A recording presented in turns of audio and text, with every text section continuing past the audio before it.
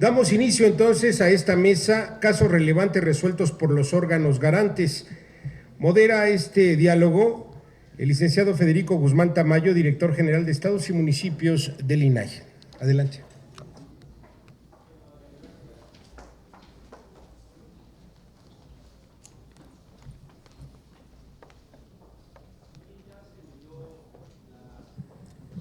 Buenas tardes. Si bien ya se leyó el tema de la mecánica, hemos decidido compactar en una sola mesa las dos mesas que estaban programadas, no así ni la calidad ni la posibilidad argumentativa que tendrán nuestros expositores y obviamente comentaristas, sino que sea una sola mesa de corrido para no hacer un receso. En ese sentido, les voy a ir dando la palabra a cada uno de los panelistas y habrá en un momento determinado, después de la exposición de alguno de ellos, dos comentarios en general de parte de dos de los propios comisionados o proyectistas de los órganos garantes. Yo me permitiría darle el uso de la palabra a la comisionada presidenta del INFOEM, Josefina Román, para que exponga el caso hasta por 7 minutos. Gracias. Gracias a todas y todos que todavía estamos aquí. Y ya me restaron un minuto porque me habían dicho 8, entonces me voy a apurar. 8 minutos, sí tengo. Bien, el caso que yo les quiero platicar en el Estado de México es relativamente reciente. Me parece que desde nuestro punto de vista es importante y es trascendente porque inclusive tiene que ver con los requisitos de procedibilidad que se establecen en la mayoría de las legislaciones estatales y de la propia Ley General de Transparencia, así también en la Ley de Transparencia del Estado de México.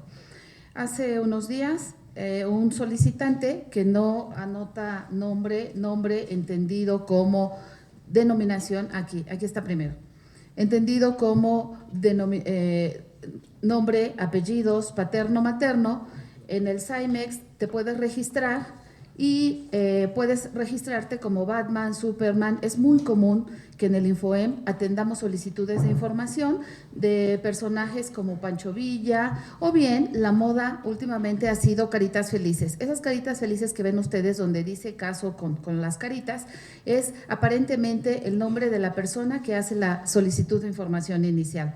En este caso, la solicitud consiste en recibos de nómina en versión pública, así lo solicita.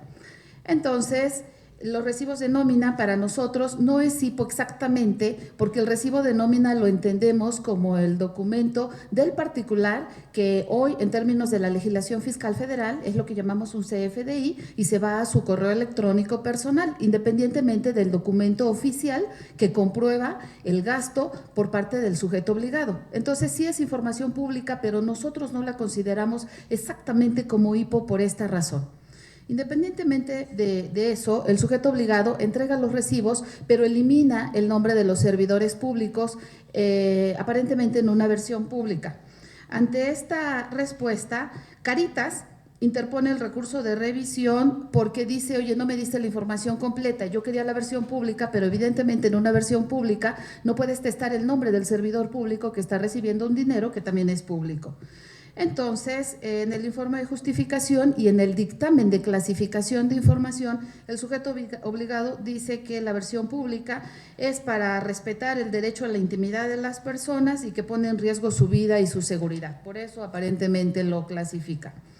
En la resolución que emite el INFOEM, obviamente, le pide, entregue la información solicitada por Caritas con una versión pública, pero se le explica claramente cuáles van a ser los datos a testar. Normalmente en un CFDI lo que decimos que se debe testar es el número de empleado, si va el RFC, si va la CURP, si va algún descuento de naturaleza personal como son pago de pensiones alimenticias y ese tipo de cosas, pero evidentemente nunca el nombre del servidor público que recibe un dinero público. De ahí en adelante,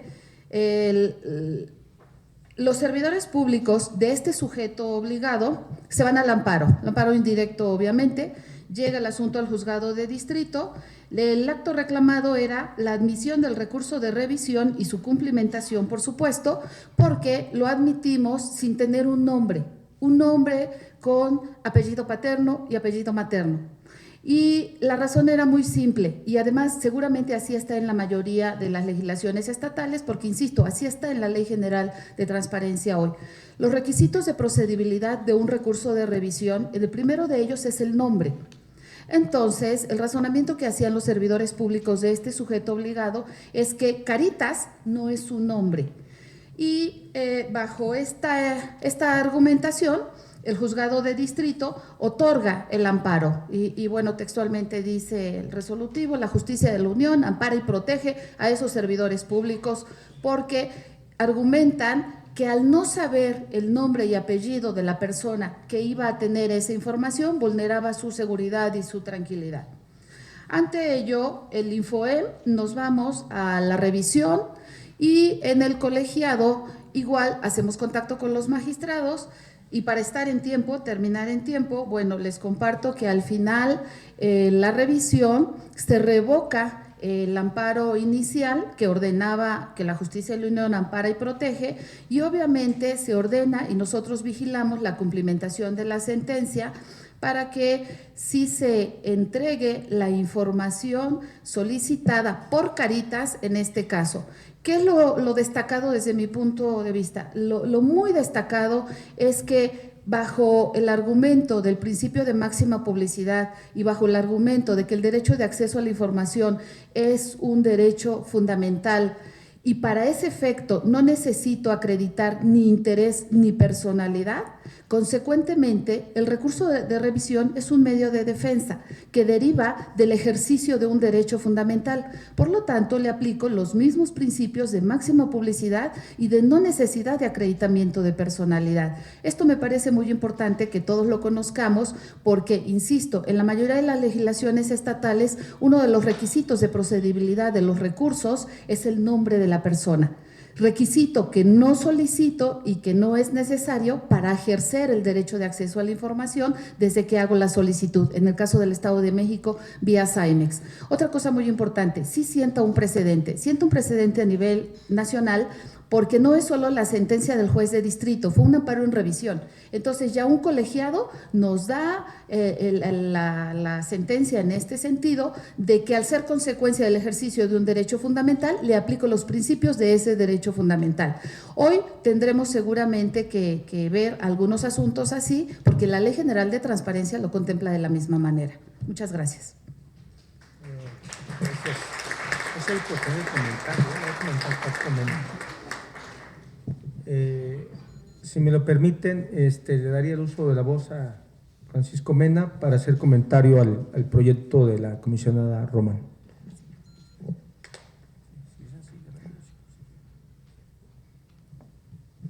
Muchas gracias. Procuraré hacerlo de manera muy breve, porque además creo que fue una explicación, una ponencia bastante amplia en cuanto a lo que se abordó en este asunto. Creo que en un primer plano podemos observar que la información pública de la que es materia el recurso de revisión y el amparo, a todas luces consideramos de primera instancia que no tendría mayor problema para la substanciación del mismo. Sin embargo, como ya atinadamente mencionaba la comisionada presidenta, siento un precedente los argumentos expuestos por parte del instituto, ya que estamos frente a un conflicto de aplicación de norma, es decir, si bien es cierto que para hacer efectivo el derecho de acceso a la información pública no se requiere que se establezca el nombre, el apellido y demás, también es cierto que un medio de defensa sí lo establece como un requisito indispensable, un requisito esencial para su posibilidad, creándose entonces así un precedente al momento de que la autoridad jurisdiccional revoca la sentencia de amparo en revisión, como ya nos los habían comentado. Yo quiero aquí llamar un poquito la atención en el agravio número 5 expresado en el recurso de revisión por parte del instituto, ya que el solicitante, es decir, las Caritas, como se tiene ahí establecido, no pudo ser emplazado. Quiero suponer que fue derivado de la incapacidad material de la autoridad jurisdiccional para identificar al solicitante. Entonces, ese es uno de los motivos. Otro, aun cuando al final del día se niegue el amparo, ordenándose revocar la sentencia recurrida, en base a los agravios expresados válidamente por el instituto, creo que vale la pena tomar en consideración los argumentos relativos a los atributos de la personalidad, lo que ya decíamos, como lo es el nombre. Esto obviamente da certeza de que la información es entregada al recurrente, es decir, al solicitante que en un primer término realizó la solicitud de información. Para finalizar de manera muy rápida, comparto el criterio establecido por el instituto, ya que la información vía electrónica al final del día llega a su destinatario, pero creo que sí es muy importante establecer y no olvidar el tema de los atributos de la personalidad, reitero el nombre, sobre todo en tratándose de un medio de defensa como lo es el amparo. Y quiero corroborar lo anterior en un criterio orientador establecido incluso en la propia Ley General de Transparencia, que establece que en caso de que el escrito del recurso de revisión y de inconformidad no se cumplan los requisitos esenciales, es decir, como el nombre, previo apercibimiento, en caso de subsistir la omisión, deberá decretarse el desechamiento. Entonces, yo hasta ahí lo dejaría de manera muy rápida. Nada más para finalizar, el artículo 39 del reglamento de la propia Corte establece que el recurso de revisión solamente deberá señalarse el nombre del recurrente. No solamente eso, sino que incluso deberá firmar el medio de defensa. Entonces, creo que sí es importante no perder de vista este aspecto. Sería todo. Gracias. Gracias, Francisco, comisionado del órgano garante de Tlaxcala. A continuación le daría el uso de la palabra a Javier González, comisionado del Instituto de Transparencia de Jalisco, para que exponga el caso.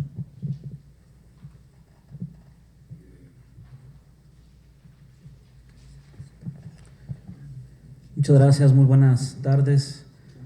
Ahora ya con este último de los 4 coloquios que se han realizado en el país y que la verdad celebro bastante, porque sí nos había venido haciendo falta de alguna manera tener este tipo de ejercicios para compartir entre nosotros pues las experiencias de cómo estamos llevando a cabo una de nuestras funciones sustantivas, que es el resolver diversos medios de impugnación.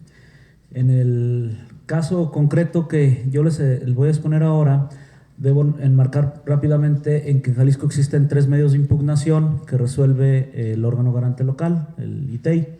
Uno es el tradicional recurso de revisión, que se interpone en contra de las respuestas a solicitudes de acceso a la información.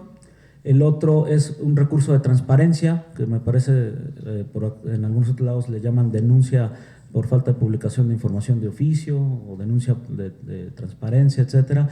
Y este recurso pues es para precisamente eso, denunciar que algún sujeto obligado no publica la información fundamental, que le llamamos en Jalisco. Y el tercero es el recurso de revisión oficiosa, que es por el tema de falta de protección de datos personales o información confidencial. Bueno, el que me voy a referir es un caso de recurso de transparencia, esta denuncia que se hace por falta de publicación de información. Un periodista acude al instituto para denunciar que la Auditoría Superior del Estado de Jalisco no publica las auditorías practicadas a las cuentas públicas de las entidades fiscalizadas en Jalisco, y que pues él no las vio ahí en su página, que acudía al ITEI pues para que el ITEI revisar el caso. Nosotros pues damos admisión a este tipo de recursos de manera muy sencilla hacemos la inspección ocular de la página web de la Auditoría Superior, y la Auditoría Superior nos señala que ellos no las tienen porque efectivamente cuando ya la auditoría ha sido terminada se le pasa al Congreso la prueba, aprobando o rechazando la cuenta pública, y es el que se queda ya con la versión final del documento. Entonces nosotros hacemos un requerimiento al Congreso para saber qué es lo que pasó, sin necesidad de decirle al ciudadano, oye, vuelve a interponer tu recurso porque el sujeto obligado no era la auditoría. Nos vamos con el Congreso de hecho nos contesta también administrativamente, sí, yo aquí las tengo publicadas, ven, hazme la inspección. Y esto es el transcurso de la substanciación del proyecto. Entonces se hace la inspección, el Congreso del Estado efectivamente publicaba las auditorías, pero le hacían falta algunas. Entonces el proyecto del ponente es presentado al Pleno del Consejo del Instituto, donde se le dice o va propuesto como infundado respecto de la Auditoría Superior, pero parcialmente fundado respecto del Congreso, para ordenarle pues, que publique la información que le hace falta. Cuando llega al Pleno, este recurso pues, causa controversia, ya que los 2 de los 3 consejeros, de los que no son ponentes, pues señalan que eso no debió haberse ampliado oficiosamente el recurso hacia el Congreso del Estado, que eso no es ortodoxo, no es parte del debido proceso, que el ciudadano debería, en todo caso, denunciar ahora al Congreso y el recurso debería, la resolución debería ser infundado, simplemente, sin haber hecho la ampliación al Congreso del Estado. No obstante que la ley, y aprovechando que hemos estado viendo varios criterios para la interpretación y particularmente el último Roberto Lara, que decía, bueno, pues es que hay que saber interpretar la ley de diversos ángulos, incluso decía que es Eduardo, el de la Corte Interamericana, pues es que hay que revisar desde muchos ángulos la ley. Pues lo que el ponente proponía en el proyecto era que, como la Ley de Transparencia de Jalisco señala que son obligaciones de publicar información del Poder Legislativo, una serie de cosas, entre ellas las auditorías, pues que entonces la Auditoría Superior, como parte del Poder Legislativo, como un órgano técnico, pues es un sujeto obligado. Solamente que la parte específica de auditorías, como no se publica sino hasta que es aprobada por el Congreso, pues que cabía perfectamente entender que no era la auditoría quien publicaba, sino el Congreso. Pero bueno, finalmente el proyecto fue desechado por el Pleno, se retorna a otro consejero, quedando el proyecto del ponente como un voto particular, sale infundado y evidentemente, pues ¿qué creen que pasó con el reportero que hizo la denuncia? Pues no volvió a denunciar, se desanimó, dijo, no, pues váyanse por un tubo, yo ya no vuelvo a presentar la denuncia.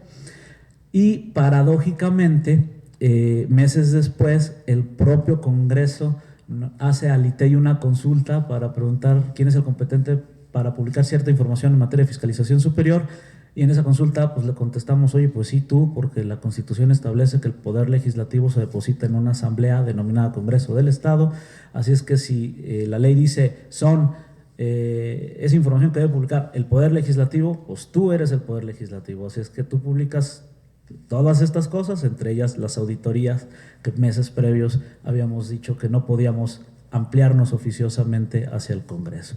Entonces, el caso me parece relevante porque afecta sobre todo el tema de la sencillez y mínima formalidad que tenemos como principio la ley de Jalisco, porque fue controvertido en el Pleno de nuestro Consejo, ya que 2 consejeros votaron en contra del proyecto y se tuvo que reformular. Entonces me parecía muy interesante el poder contar con la opinión de mis colegas respecto a si fue correcta o no la ampliación, compartir el criterio de qué vale más, si respetar el principio de celeridad y mínimas formalidades o respetar el principio de debido proceso, o si interpretando la situación el debido proceso era el de si ampliar o no ampliar, en este caso concreto, la denuncia de manera oficiosa hacia el Congreso del Estado. Es cuanto, muchas gracias. Gracias. Sí. Le daría el uso de la palabra a Víctor Díaz para hacer un comentario al respecto. Más que un comentario, me parece que el caso que pone nuestro compañero Francisco Javier de Jalisco es motivo de una reflexión. Esto, sin duda alguna, cuando lo escuchamos, nos damos cuenta que esta es una problemática que constantemente los órganos garantes tenemos en el momento de las resoluciones. A veces no podemos encontrar en la figura jurídica el complemento exacto en donde podamos coincidir los consejeros o comisionados, toda vez que de repente tenemos algunos vacíos de ley. A veces redireccionar las fórmulas de las solicitudes de información, lejos de estar pareciendo darle respuesta al solicitante, pareciera que lo estamos confundiendo. Y entonces a veces nuestros resolutivos no pueden llegar a tener, en el sentido estricto de del deseo del solicitante de tener la información completa, compactada, como ellos lo están deseando. Y entonces ahí es una problemática que me parece que en algunos momentos, en algunos recursos de inconformidad, los plenos nos enfrentamos y nos confrontamos. En este encuentro de que los aspectos jurídicos, repito, además de que en estos aspectos jurídicos a veces los sujetos obligados le buscan la manera de cómo sacarle la vuelta a la entrega de la información y tratan de deslindarse de esta responsabilidad y por supuesto crean una mayor confusión, y eso hace sin duda alguna que nos alarguemos en el proceso de llegar a encontrar el resolutivo exacto para poder darle respuesta. Yo creo que es algo en lo que tendríamos que trabajar de una manera muy concienzuda. En la región centro platicamos la vez pasada en este acompañamiento que tenemos que hacer, sobre todo ahora en la homologación que vamos a tener con todas las leyes locales, en donde tendríamos que observar de manera muy atenta cuál tendrían que ser los pasos en donde nosotros hemos encontrado dificultades para precisamente poder llegar a resolutivos que verdaderamente conformen una verdadera respuesta a los solicitantes. Ahí tendría, yo creo, este caso nos abre esta perspectiva de que al momento de que estemos homologando las leyes, lo hagamos de una manera muy correcta y que nos demos nosotros mismos las armas para poder hacer resolutivos verdaderamente que den respuesta a los solicitantes de una manera puntual. Gracias, Víctor Díaz, comisionado del INIPE, consejero, perdón, del INIPE del Estado de Morelos. A continuación le daremos la palabra a José Antonio Bojerges Pérez Nieto, consejero del Instituto de Transparencia de Tabasco. Sí, para el asunto, sí, para exponer un asunto, sí.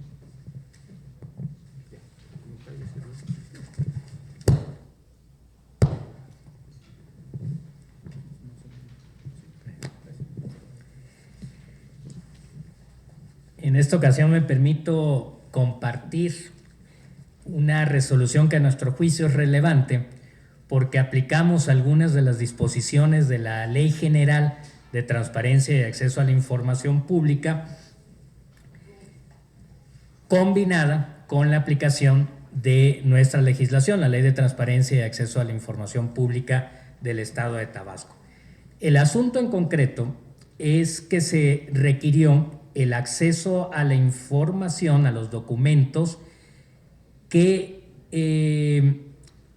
conforman los proyectos que fueron financiados con un fideicomiso de desarrollo de las empresas del Estado de Tabasco. Ante este requerimiento de información recayó una negativa por parte del sujeto obligado, argumentando que se encontraba en el supuesto de información reservada. Nosotros, en el análisis de este asunto, evidentemente nos damos cuenta que en materia de fideicomisos no operaba esta reserva absoluta de la información, por lo tanto, ordenamos revocar los acuerdos de reserva y entregar versiones públicas de todos estos documentos que constituyen los proyectos que fueron financiados con los fideicomisos, ante todo protegiendo la información en materia de propiedad intelectual y los datos personales.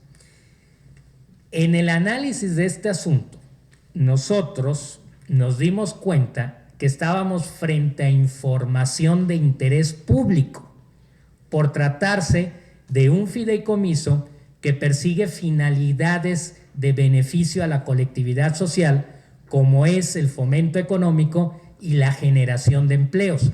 Allí ya estamos aplicando la ley general que determina este concepto de información de interés público. Aparte, nos dimos cuenta que habían muchas otras solicitudes de información relacionadas con el acceso a la documentación, a la información derivada de la aplicación de los recursos de este fideicomiso, y por supuesto habían otros recursos de información. Entonces nos encontrábamos frente a un caso relevante. Continuando con el análisis de este asunto, nos dimos cuenta que no cumplía con las obligaciones de transparencia. Quiere decir que este fideicomiso no tenía publicada la información mínima de oficio que por ley debe de estar en sus portales de transparencia. Es importante resaltar aquí que los fideicomisos son sujetos obligados en el estado de Tabasco mucho antes que la determinación de la Ley General de Transparencia y Acceso a la Información Pública. Entonces, nosotros, al observar que incumplía con sus obligaciones de transparencia, nos dimos a la tarea de analizar la naturaleza jurídica del fideicomiso para determinar si estábamos frente a un fideicomiso con estructura o sin estructura, y de esta manera poder ordenar cómo debía cumplir con las obligaciones de transparencia.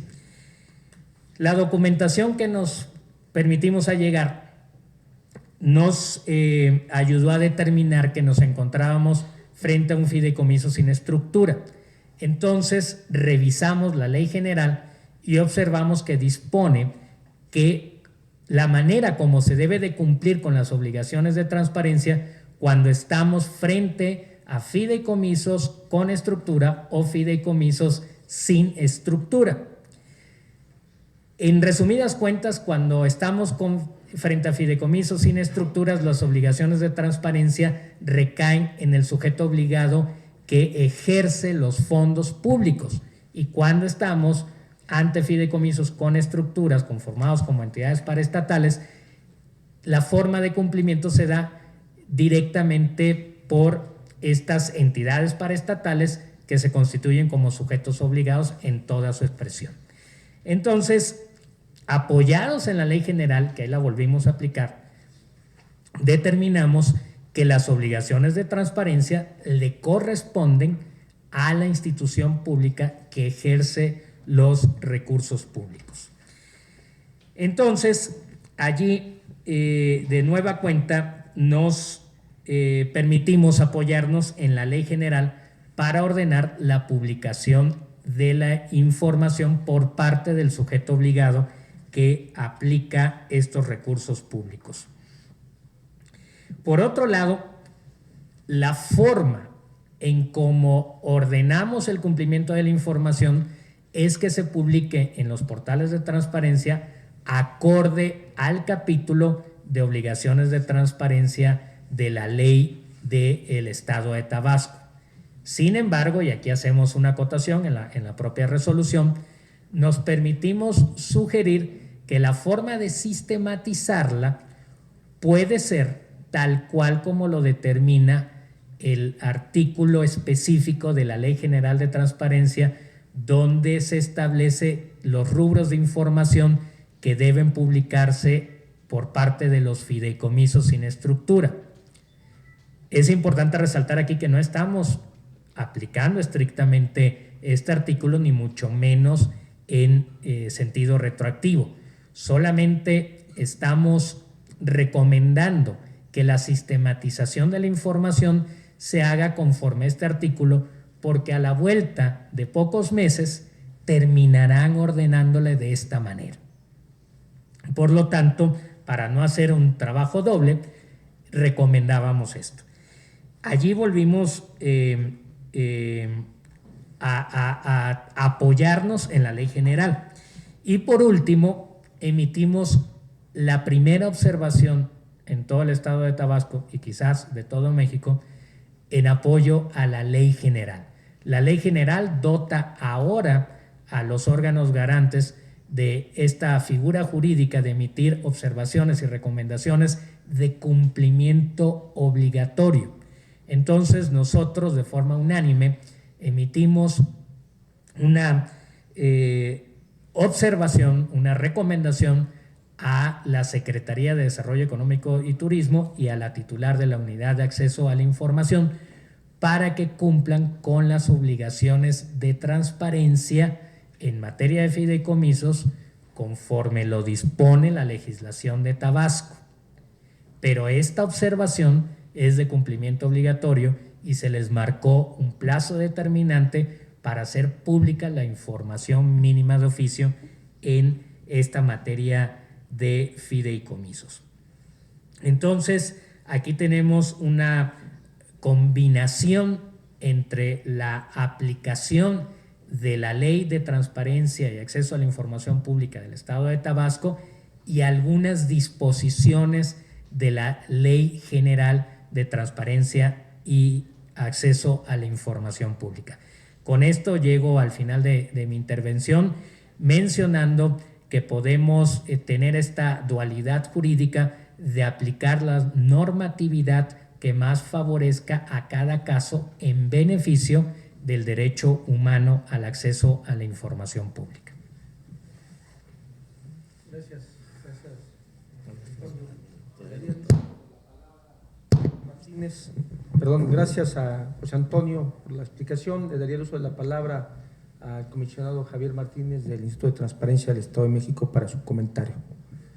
Muchas gracias. Agradezco la invitación y la oportunidad de poder comentar este recurso del Estado de Tabasco, precisamente relacionado con el tema de los fideicomisos. A mí me llamó mucho la atención precisamente la estructura y el mecanismo que utilizaron para el análisis precisamente de este recurso una vez que fue turnado al instituto, dado que, como lo comentaba José Antonio, es el caso de la petición de información de un fideicomiso que se utiliza para el tema del turismo y desarrollo económico del Estado, y hacen un análisis a partir de la clasificación de la información que les permite a ellos identificar que lo que plantea en este caso el sujeto obligado, hacen la reserva de información a partir de lo que establece el artículo 31 de la Ley de Transparencia del Estado. Posteriormente, fundamentando precisamente los motivos por los cuales se reserva esta información, que a la postre, ya en el estudio, el instituto identifica que precisamente no alcanza para poder comprobar los motivos con los cuales se reserva esta información a partir de lo que establece también el artículo 32 de la misma Ley de Transparencia del Estado de Tabasco. Respecto al caso de los otros dos ámbitos con los cuales analizan la información, que es la naturaleza de la información requerida y la naturaleza del fideicomiso, al instituto y en el estudio se identifica que se puede relacionar precisamente ya con una ley general vigente, que era la Ley General de Transparencia y Acceso a la Información Pública, porque esta sesión establece que se realiza el 20 de mayo, ¿sí?, del presente año, y les permite, como bien lo comenta José Antonio, poder establecer que ya queda muy claro cuál es el mecanismo para poder verificar o establecer o entregar información relacionada con el caso de los fideicomisos. Y yo iría más allá. La misma ley no solamente permite atenderlo a través del artículo 77 de la Ley General de Transparencia y Acceso a la Información Pública, que hace referencia a la información que se tiene que entregar ya para el caso de los fideicomisos. También lo establece el caso de los artículos, el mismo artículo primero, que dice que es ley reglamentaria, esta ley general será reglamentaria del artículo 6 de la Constitución Política en materia de transparencia y protección de datos personales. El artículo 26, que así dice, los fideicomisos y fondos públicos considerados por entidades paraestatales, habla precisamente ya de los fideicomisos. El 77, que ya mencionaba José Antonio, y el caso del 117, que dice que los sujetos obligados que se constituyan como fideicomitentes, fideicomisarios o fiduciarios en fideicomisos que involucren recursos públicos. Y obviamente sabemos que esta ley general es derivada precisamente de la reforma del 7 de febrero del 2014, donde se incorporan sujetos obligados, como son los sindicatos, los partidos, pero muy preciso, y lo hace de manera muy explícita, esa fracción primera del apartado A del cuarto párrafo del artículo 6, que habla precisamente de que hoy se tendrá que entregar información relacionada con fideicomisos. Y recordemos que precisamente el espíritu de esa reforma constitucional que se da el 7 de febrero del año pasado, no solamente pide cuentas sobre un poder, pide de todos los poderes, pide de todos los órdenes de gobierno, pide de todos los órganos autónomos o todas las entidades, y se atreve a ir más allá. Para mí resulta fundamental, y creo que esta parte es donde debemos de entender la magnitud de esta reforma, cuando habla de la transparencia de todos los recursos públicos, de aquella persona física o moral que use recursos públicos o que haga actos de autoridad. El reto que tenemos enfrente, y creo que por eso comparto lo que decía José Antonio, que resulta un caso relevante, porque desgraciadamente este esquema de fideicomisos había sido propicio para ocultar mucha aplicación de recursos públicos. Y los recursos públicos, como también se comenta en el estudio, resulta aún, creo que más grave cuando se establece que este fideicomiso trae recursos del impuesto sobre la nómina, que como sabemos es un impuesto de orden estatal, un impuesto que obviamente lo están entregando los ciudadanos de Tabasco y tienen toda la razón para pedir y exigir cuentas en qué se está aplicando. Y obviamente, como bien se establece en la recomendación, los elementos para la reserva no ponen en riesgo ninguno de los supuestos que están establecidos en el artículo 31 de la Ley de Transparencia del Estado de Tabasco. Muchas gracias, serían mis comentarios.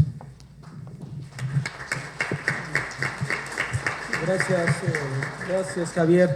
Me pide el uso de la palabra, y creo que tenemos buen tiempo, Javier González, nuestro buen amigo Paco, para hacer un comentario sobre el tema, y además que ya venía preparado, pero bienvenido, sí, el comentario. Muchas gracias. Bueno, la verdad es que ya había señalado que que se diera el tiempo, porque ya nos hemos colgado, pero la verdad es que lo veo muy relevante, sobre todo porque a eso venimos, ¿no? Venimos a deliberar, venimos a ver cómo hacer las cosas, nos estamos exponiendo aquí a cómo resolvemos, cosa que es además necesaria, ¿no? Y finalmente nos debemos al público, entonces el público debe conocer abiertamente lo que hacemos y ser capaces de decirnos, mira, esto lo hiciste bien, pero esto lo hiciste mal, o esto lo harías mejor de esta manera. Y a la luz de lo que acabamos de escuchar en las conferencias anteriores, la verdad es de que la resolución en comento, en la parte medular me parece que está bien resuelta, pero se fue por muchas cuestiones accesorias y por desgracia cayó un poco en lo que Roberto Lara llamó el activismo judicial. O sea, no se fue por el medio de los dos monstruos, se inclinó al activismo judicial y ahí hay alguien que pagó el costo, que fue la ciudadana que interpuso el recurso. Hace bien, empecemos por lo que así hace bien la resolución, que es el decir que el sujeto obligado, la Secretaría de Desarrollo Económico, no hace una prueba de daño. Incluso es medio indulgente, de pronto dice que esgrime argumentos. No esgrime ningún argumento, repiten como loros en la fracción quinta del 31 y dicen que pues, se basan en eso y que haría un daño a los proyectos y que de estos no podrían luego dárseles continuidad. En fin, no da ningún argumento realmente. Entonces, ahí hace bien la resolución, es decir, como de la página 20 a la 24, ahí se establece el verdadero fondo del asunto y dice no hay argumentación razonable, hasta incluso se meten cosas que no eran tan necesarias como decir, pues establece una reserva amplia por 7 años, pues sí, pero si ni siquiera es la razonabilidad de la reserva, pues de la temporalidad, pues ya no es necesario ni analizarla, ¿no? Entonces, esa parte está muy bien hecha por parte de la resolución. El asunto es que luego hace otras dos cosas ahí un poco extrañas. Una es plantearse si es o no información que debe ser entregada, pero se lo plantea a partir de una investigación que supongo que les tomó mucho tiempo y eso me explica el por qué tomó tanto tiempo. Podría ser que eso sea la razón de por qué tomó tanto tiempo resolver el recurso, ya que se ponen y en vez de hacer una diligencia para solicitar el acceso a la información de estos proyectos financiados por el fideicomiso, hacen una investigación como merográfica, buscan en notas de internet y de periódico, buscan en la ley, es bastante extenso lo que se trabaja ahí, cuando pues creo que se resolvía con una diligencia de acceso a la información para que los consejeros o comisionados del órgano garante vieran qué tipo de información es y ahora sí poder definir si era información de naturaleza pública o reservada, ¿no? Entonces, esa parte me parece que entretiene mucho la elaboración del proyecto de resolución. Pero la que sí de plano se vuela la barda es el tema de meterse con la ley general para que en un recurso de revisión que trata de acceso, ponerse a ver temas de publicidad o transparencia de la información. O sea, se pone a revisar de que a la luz de la nueva ley general tienen que publicarse ciertas informaciones. Eso sí se puede hacer, pero no en el proyecto. De hecho, la Ley General de Transparencia señala en el 152 que en los proyectos de resolución lo más que podrían hacer es decir, esta información que te ordeno entregues, me doy cuenta que es de tal manera importante que la publiques también. Pero no puedes irte y decir, además de lo que te piden, entregar en acceso ponte y publica todo lo que la ley general recién aprobada dice. El recurso, la solicitud de información la hace la ciudadana en noviembre, el 14 de noviembre del 2014, ¿sí? No le niegan la información con acuerdos de reserva y interpone su recurso el 5 de enero del 2015. Se le admite, se le notifica la admisión hasta el 11 de marzo en el instituto. Y después del 11 de marzo le vienen a resolver hasta el 20 de mayo y todavía le dan 15 días hábiles al órgano, al sujeto obligado, para emitir el auto de disponibilidad de la información. Estamos hablando de más de 6 meses en que esta ciudadana probablemente ahorita todavía no tenga la información. Entonces, ¿de qué manera eso ayudó al derecho de acceso a la información? ¿Sí? Claro, ahora a lo mejor ese fideicomiso ya se va a poner a publicar información y va a ayudar al resto. Ahora sí, a toda la sociedad va a acceder a él. Pero eso lo hubieran podido hacer por vía separada. A la ciudadana le debieron haber resuelto, de acuerdo a la propia ley de transparencia de Tabasco, le debieron haber resuelto 30 días hábiles después. ¿Sí? O sea, para más tardar febrero, finales de febrero, ella ya debía tener el derecho de acceso a su información y podría iniciar el Instituto de Tabasco una investigación y decir que la publicidad de la información, porque ya es sujeto obligado los fideicomisos en Tabasco, no ocupaban esperarse a la ley general, ¿no? Entonces a mí me parece importante, y lo digo con todo el respeto, pero también haciéndome cargo de la responsabilidad que tenemos el estar aquí en este coloquio, ¿no? Yo veo que esos elementos de la resolución mermaron su calidad, venía muy bien. Insisto, la parte que resuelve de fondo es no hay una buena prueba de daño, no hay un buen razonamiento. Eso estaba muy bien. Se hubiera dicho en febrero, se le da a la persona la información y vámonos, ¿no? Pero hace otras dos cuestiones que alargan innecesariamente la resolución y pues le merma mucho la calidad. Es cuanto, gracias.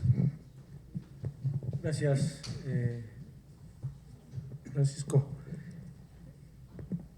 A continuación le daremos el uso de la voz. Digo, por el tiempo no habrá posibilidad de una réplica por parte de Antonio, pero bueno, el público se llevará su reflexión, particularmente los aquí presentes. Le daría el uso de la palabra a Víctor Manuel Díaz, consejero del IMIPE, órgano garante de transparencia de Morelos. Adelante, Víctor. Muchas gracias, señor Federico. Yo voy a presentar un recurso de conformidad del Estado de Morelos, pero me parece también que es importante que no podamos dejar de señalar que aunque este intercambio que tenemos todos los órganos garantes sobre los recursos de conformidad que tratamos, pues es una retroalimentación que sin duda alguna tendrá y da su valor. Sin embargo, no podemos dejar de anotar que el estar atendiendo recursos de inconformidad es porque los sujetos obligados no cumplen, es porque la información no está a la disposición como la ley lo manda. Entonces, lo ideal, porque de repente nos ufanamos de que ya atendimos 1000 asuntos de recursos de inconformidad mayores a los del año pasado, y la verdad es que esa no debería ser nuestra tarea. Nuestra tarea sería decir con orgullo algún día, tenemos 0 recursos de inconformidad. Ese me parece un punto que no debemos dejar de pasar por alto, que mientras nosotros estemos atendiendo recursos de inconformidad es porque los sujetos obligados no están cumpliendo con lo que la ley determina. El caso que nosotros presentamos es la petición de la demolición y construcción del estadio de fútbol Agustín Coruco Díaz, estadio que el gobierno del estado decidió derrumbar y construir un estadio nuevo. Hay una solicitud, esta persona tiene nombre y apellidos, sí se identificó, lo hizo a través del sistema Infomex. Ustedes recordarán que muchos estados reformamos nuestra ley precisamente pues para que una carita feliz o Mickey Mouse pudiera hacer las solicitudes a través del sistema Infomex y no tendría que acreditar personalidad jurídica en el momento de hacer la solicitud de información, salvo, claro, en el momento en que tuviera que acreditarla porque el proceso así lo indicara, lo hace. Pero mientras tanto, la solicitud se recibe. Esta persona tiene nombre y apellido, obviamente por protección de datos personales, porque si no mi compañera Eva se enoja conmigo y me regaña por andar alterando los datos personales. Lo omitimos. Repito, él hace su solicitud, él quiere saber por qué razón, cómo se licitó la obra, cómo se convocó, cómo se dio, quién la construyó, por qué se construyó y el monto total de lo que esta demolición y construcción dio por final en cuentas. Los nombres en la convocatoria de licitación se entrega la información, los nombres de los concursantes, la empresa ganadora, se presenta su acta constitutiva, sus pagos realizados, el contrato firmado por la demolición del estadio, la misma documentación para la construcción del propio estadio, es la misma compañía. La respuesta que da el sujeto obligado, que en este caso fue la Secretaría de Obras Públicas, pide una prórroga a efecto de poder localizar y recabar la información vencida. La prórroga de la respuesta fue que había sido clasificada como información reservada en sesión extraordinaria por el Consejo de Información Clasificada de esta Secretaría. Otra vez lo mismo, ¿no? El caso de que de manera fuera del contexto le sesionan exclusivamente el Comité de Información Clasificada, en este caso la Secretaría de Obras, o obviamente solamente para atender este caso y determinar que la información era clasificada y no tendría que darse a conocer. Obviamente el recurso de inconformidad llega al instituto y nosotros hacemos el análisis cuando nosotros pedimos la información mediante el recurso de inconformidad y el sujeto obligado pues nos entrega, dice, bueno, la entidad nos dice que por cuanto a la documentación de la demolición del Estado Coruco Díaz, la convocatoria de licitación no existe por haber sido una invitación directa al ser el proveedor titular de una patente tanto para la demolición como para la construcción de estadios. La ley referente a esta postura, la Ley de Obras Públicas y Servicios relacionados con la misma del Estado de Morelos, proporciona el nombre de las empresas concursantes, las que en un momento determinado pudieron estar. Y la construcción, bueno, la convocatoria de licitación, repito, no existe, fue una invitación directa, el proveedor titular tiene o entrega una patente para esta demolición y construcción, y el supuesto, ellos dan el supuesto que se encuentra previsto esta posibilidad de la entrega directa de la obra en la Ley de Obras Públicas y Servicios relacionados con la misma Secretaría del propio gobierno. Y la Secretaría de Hacienda, de conformidad con lo establecido en la Ley Orgánica de Administración Pública del Poder Ejecutivo del Estado de Morelos y el Reglamento Interior de la Secretaría de Hacienda, también contempla esta posibilidad de dar la obra directa. Entonces, se hace entrega de la información, ustedes se darán cuenta que es una información parcial, ¿no? Que no responde al 100% lo que el solicitante estaba dando. Y bueno, la resolución del IMIP en este caso fue hacer el estudio y el análisis de la información proporcionada, de la cual se desprende por cuanto a la licitación o invitación tanto para la demolición o construcción del estadio, hace entrega de las copias de las cartas de invitación, supuesto que se ajusta a la normatividad de la Administración Pública Estatal, se entregan las actas constitutivas de las empresas beneficiadas con la demolición y construcción del estadio y las cuales fueron entregadas al peticionario, en versión pública por contener datos del representante legal. Da al Registro Federal de Contribuyentes, la clave única del Registro de Población, la información confidencial reservada y también hacemos la protección, obviamente, de los datos personales por cuanto a los pagos relacionados por los constructores para la realización de esta obra. Los argumentos que sustentan el sentido de la misma, pues damos cuenta que son principios sobre el derecho de acceso a la información por el Comité Jurídico Interamericano, en su artículo 1, párrafo 3, que habla de la protección de los derechos humanos, y el 6, que es el derecho a la información pública propio de la Constitución Federal, 2 de la Constitución Estatal del Estado de Morelos, y el artículo 13 de la Convención Americana de los Derechos Humanos, suscritas en San José, Costa Rica. En este sentido y mediante estos articulados, y en cuanto a las propias leyes, nos damos cuenta que al contrato de construcción al estadio se procedió en este análisis que sí era procedente el que se entregara la obra de manera directa, toda vez que la ley lo contemplaba en ese sentido y obviamente no estaban incurriendo en alguna falta administrativa. Pero por lo que respecta a la información de la obra y de lo que era en sí el entregar quiénes habían hecho la obra y por qué la habían hecho y el costo total de la misma, producto de que no se había dado, toda vez que el Consejo de Información Clasificada había determinado no darla a conocer, en pleno, en una sesión, hacemos el análisis correspondiente de acuerdo al articulado en el que nosotros nos basamos y damos cuenta que no era procedente la clasificación de la información.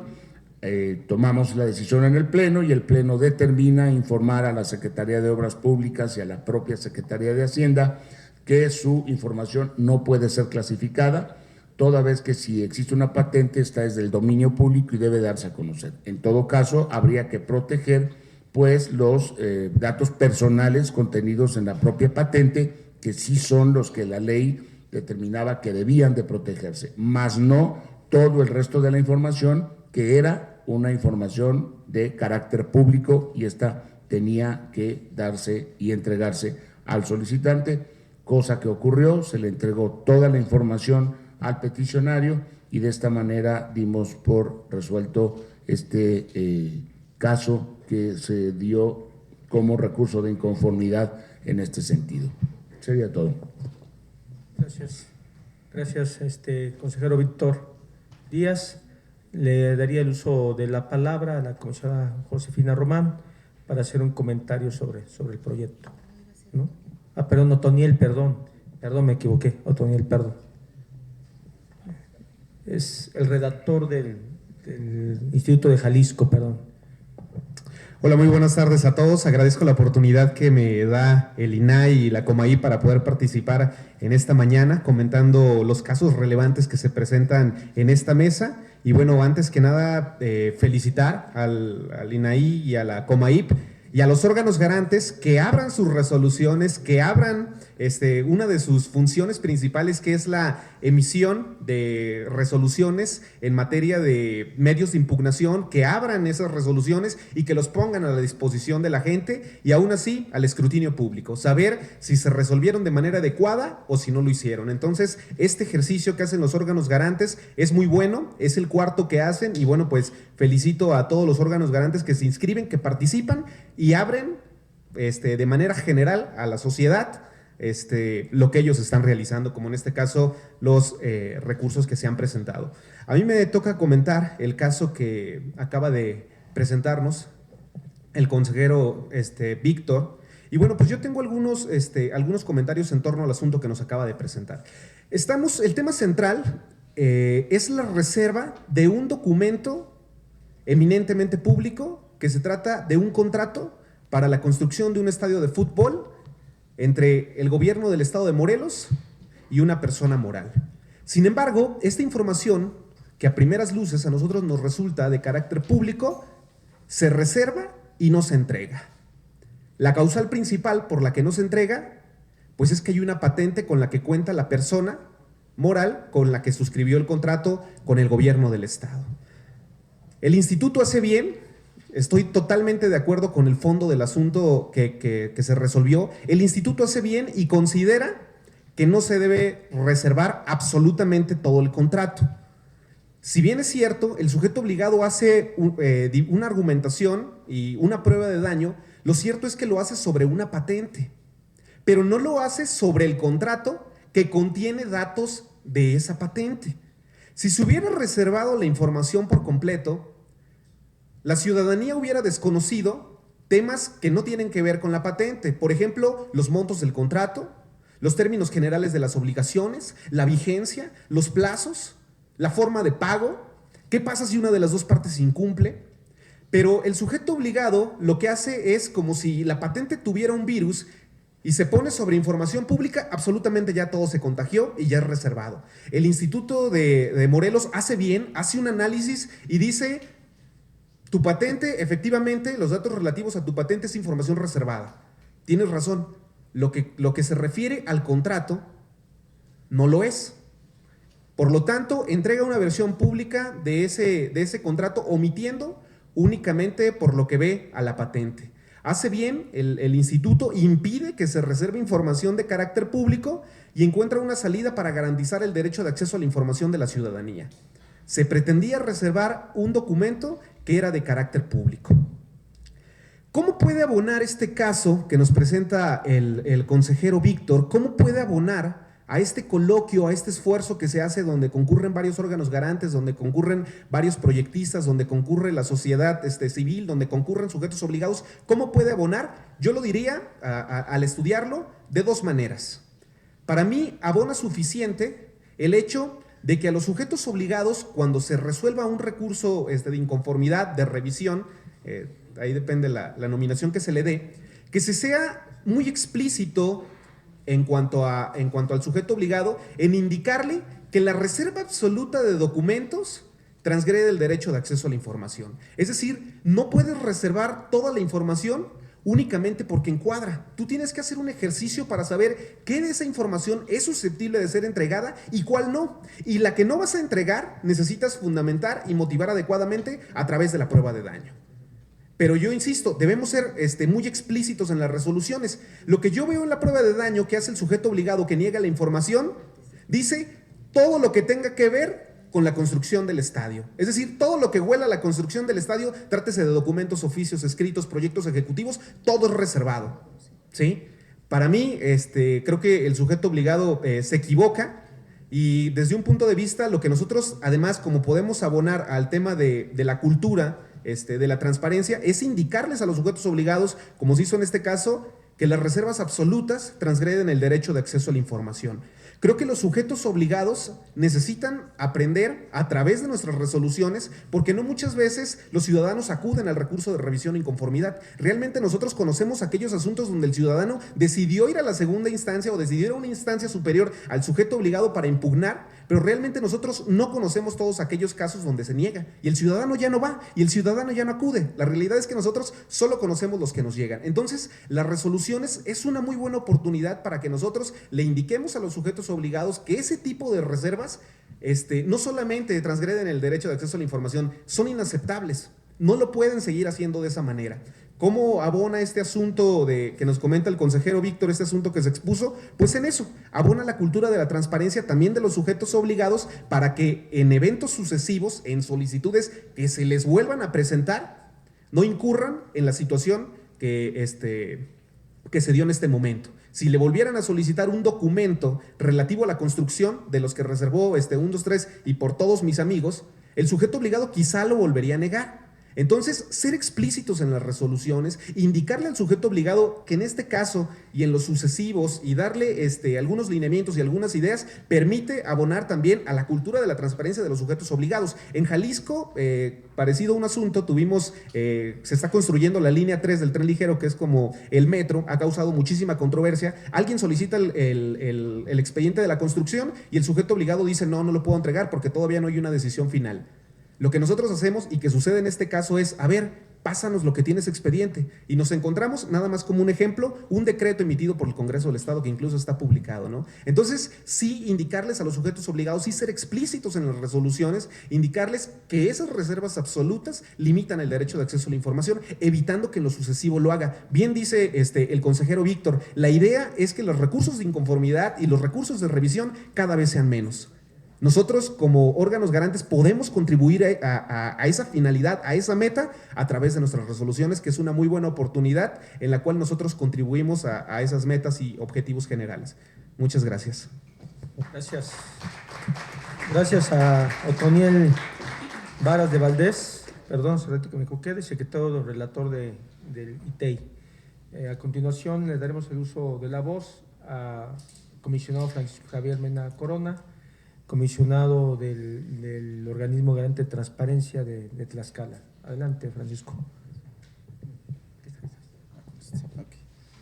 Gracias. Me voy a permitir ser un poquito más breve, voy a ir más rápido. El asunto que vamos a exponer es el recurso de revisión 57-2013, derivado de una solicitud de información a través del sistema Infomex. El sujeto obligado se trata de la Secretaría de Planeación y Finanzas. Entonces, lo que podemos ver en la pantalla es el acuse de recibo de la solicitud de información, en la cual el peticionario manifiesta que es inexacta e incompleta la información que se le está otorgando. La información, él refiere que me es enviada, no corresponde al gasto total en cuanto a publicidad, que es lo que él está solicitando, sobre el gasto total del Estado para el gasto de publicidad oficial. La información que se me brinda es incompleta, pues el número de contrato y la compañía para la que se entregó el recurso público y los medios de comunicación no es específica. Entonces, aquí es donde quiero un poquito llamar la atención en el caso de la especificación de la información. En esta diapositiva que podemos observar, el sujeto obligado da contestación en el sentido de que, manifiesta que en su informe justificado que el monto total ejercido por el Estado en gasto de publicidad oficial asciende a 3.272.746.92 pesos. Sin embargo, el tema cobra relevancia porque en una solicitud anterior a esta, la propia Secretaría de Planeación y Finanzas, la misma persona que se encarga de responder la información, la solicitud de información, manifiesta, me parece que no se alcanza a ver ahí, pero le daré lectura, que el gasto total de publicidad de la información asciende a 40.524.215. Es decir, tenemos una diferencia de aproximadamente 37 millones de pesos anuales. Ahí es donde cobra relevancia este asunto porque podemos ver que la información que se está entregando es inexacta. Ahí, esta es la respuesta que se le da, donde se establecen los 40 millones. Dentro de las consideraciones específicas y dentro de la sustanciación del procedimiento, nosotros lo que hicimos fue basarnos en el artículo 60 de la Ley de Acceso a la Información Pública del Estado de Tlaxcala. Básicamente en lo que está subrayado podemos observar donde dice que sin perjuicio de lo que disponga la ley de la materia, los afectados podrán recurrir ante esta comisión por el medio del recurso de revisión para impugnar los actos o resoluciones que retarden, nieguen o impidan el acceso a la información pública, así como de aquellos que la proporcionen de manera inexacta. El término de inexacta, en una primera instancia pudiésemos decir que es muy subjetivo, ¿no? ¿Cómo el órgano garante va a estimar la exactitud de la información que está entregando el sujeto obligado en estos términos? Sin embargo, cuando tenemos ya los elementos específicos, es decir, 2 contestaciones a una solicitud, en la que por el mismo concepto presentadas en diverso momento, se establece que se gastaron alrededor de 3 millones y en otra alrededor de 40 millones, bueno, entonces nosotros entramos al fondo del estudio, ¿no? Porque necesitamos establecer la exactitud de la información que se está proporcionando. Entonces, dentro de los agravios que expresa el recurrente, dice que la información es proporcionada de manera exacta, como lo habíamos mencionado, a la respuesta de la solicitud y durante el transcurso del procedimiento, el sujeto obligado también menciona que se encuentra en la incapacidad de otorgar de manera fehaciente la información, toda vez que la Secretaría de Planeación y Finanzas no es el área específica o la idónea para otorgar esta información, toda vez que ellos no ejercen el recurso público. Sin embargo, reitero, en el transcurso de el procedimiento, nosotros nos abocamos a la Ley Orgánica de la Administración Pública del Estado de Tlaxcala y en sus numerales 31 y 32 bis se establece precisamente la obligatoriedad de la Secretaría de Planeación y Finanzas en el sentido de que, bueno, pues ellos son quienes en términos prácticos se encargan de establecer el presupuesto de egresos y el presupuesto de egresos ejercidos. Entonces, ellos al tener la información en su poder están obligados a entregarla. Y si a esto, bueno, pues le aumentamos también el criterio establecido en el Semanario Judicial de la Federación, donde dice que, me permitiré dar lectura de manera muy breve, dice: es información pública aquella que se encuentra en posesión de cualquier autoridad, entidad, órgano y organismo federal, estatal y municipal, siempre que se haya obtenido por causa del ejercicio de las funciones del derecho público. Entonces, en función a ello, es que nosotros entramos al estudio del asunto y en base a la Ley Orgánica de la Administración Pública del Estado de Tlaxcala, el órgano garante establece en el resolutivo que fue tramitado legalmente el procedimiento de manera muy rápida, revocando la respuesta por el sujeto obligado, es decir, la respuesta que dio inicialmente de los 3 millones y posteriormente los 40 millones, se revoca esa respuesta y se ordena al sujeto obligado, bajo el principio de máxima publicidad de la información, a través del titular del área responsable de la información, entregue la información de manera exacta, es decir, revocando lo que el sujeto obligado en un momento dado había estimado como la respuesta a la solicitud de información. Y bueno, dentro de este mismo resolutivo, solicitamos que se informe a la comisión sobre el cumplimiento y generamos ahí un apercibimiento que en caso de no hacerlo, es decir, de no informarnos y de no entregar la información dentro del plazo otorgado, se procederá en términos de lo que establece la Ley de Acceso a la Información Pública, y al día de hoy en los resolutivos también nos estamos abocando a la Ley de Responsabilidad de los Servidores Públicos. Entonces, una vez que se realizó este procedimiento, nosotros generamos un procedimiento adicional, que es la determinación de conclusión de archivo. ¿Qué hacemos? Cuando el sujeto obligado ha dado cumplimiento a la resolución, con esa información damos vista al recurrente para que manifieste su conformidad o inconformidad con la información que le fue entregada. Si el recurrente no manifiesta absolutamente nada, para el órgano garante se tiene por cumplido y por garantizado el derecho de acceso a la información, y es cuando se realiza la determinación de conclusión de archivo. Esto atendiendo a lo que establece el artículo 79 de la Ley de Acceso a la Información Pública para el Estado de Tlaxcala. Entonces, en el caso que nos ocupa, se determina así el archivo del asunto como totalmente concluido, por tanto se ordena mediante oficio la remisión a la Secretaría Técnica de Asuntos Jurídicos del órgano garante. Entonces, ahí es donde termina el procedimiento y bueno, a grandes rasgos es lo que les pudiese comentar. Muy amable. Gracias Francisco por la exposición. Le pediría a la comisionada Josefina Román que comentara respecto al caso presentado. Tiene uso de la palabra, comisionada. Gracias. De este caso, bueno, yo también seré breve. Lo que quiero comentar, evidentemente siendo un órgano garante de un derecho fundamental como es el derecho de acceso a la información, por supuesto que compartimos el criterio de esta resolución. Yo creo que ahí los que estamos aquí no tendríamos duda, porque no solo privilegió el principio de máxima publicidad, sino además verificó hasta sus últimas consecuencias que se cumplimentara la resolución que se emitió. Entonces, quiero destacar algunos aspectos que me parece que no solo son importantes, sino son trascendentes en este tema. Hoy, la Ley de Acceso a la Información del Estado de Tlaxcala, a mí me llama mucho la atención que contempla que una de las causales de procedibilidad del recurso es cuando se proporciona información de manera inexacta. La verdad es que yo no he encontrado que alguna disposición legal en otra entidad federativa, incluyendo la propia Ley General de Transparencia, que así lo contemple.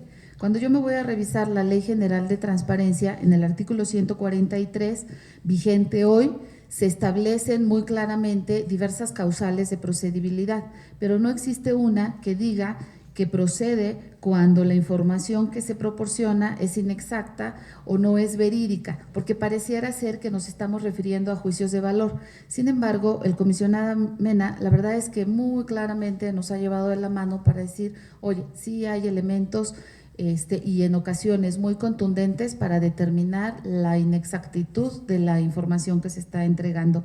Entonces, bueno, a mí esa parte me gustó mucho. También quiero destacar que los resolutivos de esta resolución que hoy nos presentan también contemplan el apercibimiento. Y la verdad es que a lo mejor por mi historia profesional, a mí me gusta mucho esta especie de apercibimiento, de tener presente siempre la Ley de Responsabilidades de los Servidores Públicos. Porque al final de cuentas, como lo hemos venido diciendo, el derecho de acceso a la información sí es un derecho fundamental que ejercer, pero la única manera de cerrar el círculo para cuando no se cumpla o medio se cumpla o se cumpla fuera de tiempo es realmente hacer valer la Ley de Responsabilidades de los Servidores Públicos. Entonces, bueno, yo celebro mucho que los resolutivos contengan este apercibimiento, pero lo que más celebro es esa etapa que le llaman determinación de conclusión y archivo. Es una etapa que la utilizan para cada una de las resoluciones, que nos lleva muy evidentemente a una eficaz cumplimentación de cada una de las resoluciones, y entonces sí estoy cerrando el círculo de darle entrada a un recurso, pero darle archivo hasta que verifico el correcto y exacto cumplimentación de cada uno de estos resolutivos. Entonces, bueno, esa parte también me gusta mucho y la celebro.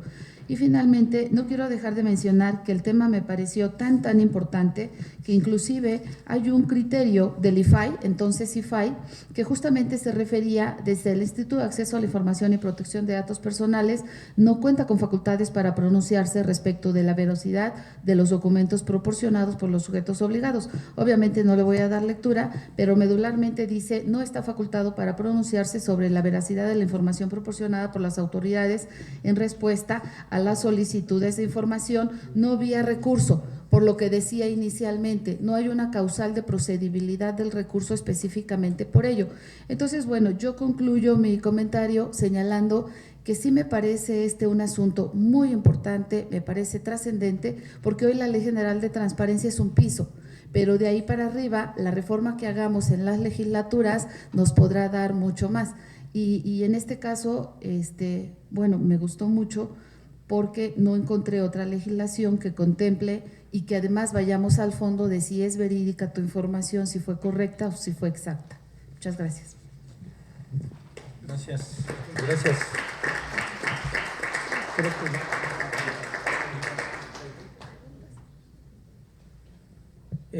Daremos, que hemos llegado a las 2:30, creo que podemos hacer un pequeño minutos para si alguien tiene alguna pregunta a los panelistas, para poder hacer unas 2 preguntas, si es que las hubiera, si alguien del público tuviera que hacer alguna pregunta a los panelistas. Creo que quedó muy claro, ¿verdad? Quedó muy claro. Hoy ya es la hora de… Bueno, pues no habiendo preguntas, entonces procederemos a cerrar prácticamente el coloquio del día de hoy. Solamente comentar por parte del INAI obviamente de la región centro de la Comaí, que sin duda, como hemos venido señalando en otros foros y en otros espacios en coordinación, pues hay una nueva relación entre la Federación y las entidades federativas del país. Yo le llamaría que hay más que un federalismo cooperativo, como lo bautizó el constituyente permanente, que hay un federalismo en materia de transparencia, digamos, diferente a partir de la reforma reciente del año pasado. Hay una nueva relación, obviamente, entre el INAI y los órganos garantes de transparencia de las entidades federativas, a la luz de varios factores, a la luz de como aquí ya se comentó, a la luz de la facultad de atracción que tendrá obviamente el INAI, pero también habrá una relación a través del recurso de alzada que ha establecido obviamente también el constituyente permanente y la propia ley de transparencia a través del recurso de inconformidad, y obviamente esto motivará una nueva relación también respecto de construir criterios orientadores, ¿no? Y construir una alianza entre el INAI y los órganos garantes de transparencia de los estados para ir sumando una serie de criterios tanto en lo local y obviamente en lo nacional respecto al recurso de inconformidad que se establece. Y por supuesto que habrá y seguirá el tema de la relación interinstitucional a través de la conformación del Sistema Nacional de Transparencia, Acceso a la Información Pública y Protección de Datos Personales. Y yo diría simple y sencillamente que tanto el INAI como los órganos garantes de transparencia locales están enlazados en una nueva alianza, así me gustaría llamarlo, una nueva alianza por la promoción a través del Sistema Nacional de Transparencia, una alianza por la capacitación, una alianza por la difusión, una alianza por poner en marcha instrumentos facilitadores en favor del derecho de acceso a la información, como será la Plataforma Nacional de Transparencia, enlazados por supuesto también para superar, hay que decirlo, para superar las tensiones que en un momento determinado pudiesen ocasionarse a la luz de la atracción, a la luz de la inconformidad, y que me parece que lo importante es ir construyendo la eficacia y la efectividad del derecho de acceso a la información y una alianza para con nuestros nuevos aliados, el INEGI, el Archivo General de la Nación y la Auditoría Superior de la Federación. pues si me lo permiten, pues yo daría por concluido el coloquio del día de hoy, y obviamente con la antesala que tuvimos el día de ayer, con la plática también con Miguel Carbonell, y obviamente con Isa Luna, y el día de hoy con interesantes conferencias como la de Roberto Lara, como la de Eduardo Ferrer y la del propio ministro. Sin duda vivimos una experiencia muy rica en el sentido no solamente de lo que se piensa en el tema argumentativo y jurídico, la manera en que se debe de razonar las resoluciones, sino inclusive el tema práctico que llevan hoy los órganos garantes de transparencia, tanto el orden federal como del orden local. Pues siendo las 14, nos paramos, ¿verdad? La formalidad. Gracias. Siendo las 14:30 horas del día jueves 4 de junio, se da por clausurados el trabajo del coloquio y muchas felicidades a todos. Gracias.